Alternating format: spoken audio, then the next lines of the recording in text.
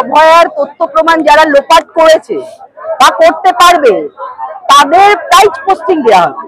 যে কাউন্সিলর যে এমএলএ এর তৎপরতায় অভয়ার দেহটা তাড়াতাড়ি পুড়িয়ে দেওয়া হয়েছিল, তারপরেই তার প্রাইজ পোস্টিং। তো স্বভাবতই তাকে চেয়ারম্যান করা হয়েছে। তার প্রতিবাদে এই যে বারবার আঙুল তুলছে না যে কেন অভয়া বিচার পাচ্ছে না, পেছনে কে আছে, নেপথ্যে কে আছে, সেটাই আমরা আঙুল দিয়ে দেখাতে চাই মানুষকে যে নেপথ্যে এরাই রয়েছে।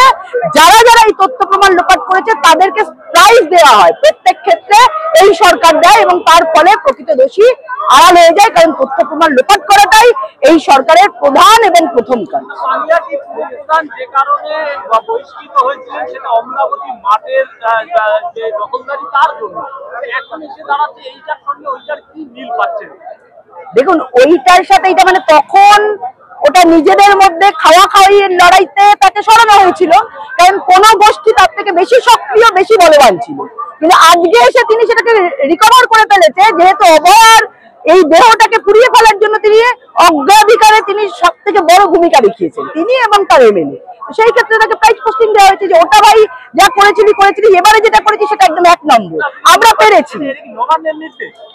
অবশ্যই পুলিশ মন্ত্রীকে, স্বাস্থ্যমন্ত্রীকে, সব তো দেহ পাচার মানে অর্গান পর্যন্ত পাচার করে দিচ্ছে, তার মন্ত্রীটা কে? মুখ্যমন্ত্রী। আজকে পুলিশ মন্ত্রী কে? মুখ্যমন্ত্রী। স্বভাবতই নবান্নের তৎপরতা ছাড়া, নবান্নের নির্দেশ ছাড়া এটা কখনো সম্ভব নাকি? তাই সবই জানেন ওই ওপরালা, অর্থাৎ এখানে তৃণমূলের ওপরালা কে সেটা জানতে কারোর বাকি নেই। আইন শৃঙ্খলা এ রাজ্যে শুভেন্দু অধিকারী যেমন বলছেন যে রাষ্ট্রপতি শাসনের দাবি করছেন তিনি, জায়গায় জায়গায় বিজেপি বিধায়ক এবং কর্মীদের উপরে যে ধরনের আক্রমণ, এ রাজ্যে কি সত্যি জরুরি দরকার এই রাষ্ট্রপতি শাসন? একদম 100% দরকার। যেরকম বিজেপির কর্মী 250 খুন হয়ে গেছে, রোজ খুন হচ্ছে, বিজেপির বিধায়করা বিভিন্ন জায়গায় মার খাচ্ছে। আজকে শুভেন্দু অধিকারী, মাননীয় আমাদের বিরোধী দলনেতা, আমাদের প্রাক্তন সভাপতি, আমাদের দিলীপ ঘোষ থেকে শুরু করে উত্তরবঙ্গের এমএলএরা পর্যন্ত প্রত্যেকদিন বিভিন্নভাবে হ্যাকেল হচ্ছে, তাদেরকে অপমান করা হচ্ছে, তাদের বিভিন্নভাবে কেস দেওয়া হচ্ছে, সমস্ত সক্রিয় কর্মী এবং নেতৃত্ব। শুধু তাই নয়, এখানে তৃণমূলের যে কাউন্সিলর আর এক কাউন্সিলরকেও খুন হতে হচ্ছে। তার মানে এখানে নিরাপত্তা নেই। শুধু বিজেপি নয়, এখানে ক্ষমতা দখলের লড়াই। বিরোধীদের তো একদম সাইড করে দিয়েছে, খেলার মাঠের মধ্যে ওরাই রয়েছে, কিন্তু সেখানেও তো দাবিদার হয়ে উঠছে অনেকে। তার ফলে কি হচ্ছে? একে অপরকে খুন করে দিচ্ছে। বারুদের স্তূপের উপর রয়েছি আমরা, বেআইনি অস্ত্রের ভান্ডার এই পশ্চিমবঙ্গে। তো স্বভাবতই এখানে রাষ্ট্রপতি শাসন ছাড়া কখনোই এখানে ভোট হওয়া সম্ভব নয়। কারণ এখানে যত দুর্নীতি এই রাজ্যের সরকারের, সেটা চাকরি চুরি থেকে, ভোট চুরি থেকে, কারণ আমরা দেখেছি ব্যালট কোথায় পাওয়া যায়, অর্থাৎ মানুষের যে রায় তার বহিঃপ্রকাশ এই পশ্চিমবঙ্গে হয় না। অতএব রাষ্ট্রপতি শাসন ছাড়া কখনোই মানুষের বহিঃপ্রকাশ এই রাজ্যে অন্তত সম্ভব নয়। তৃণমূলের হাতে কি রয়েছে সব শাসন ব্যবস্থা?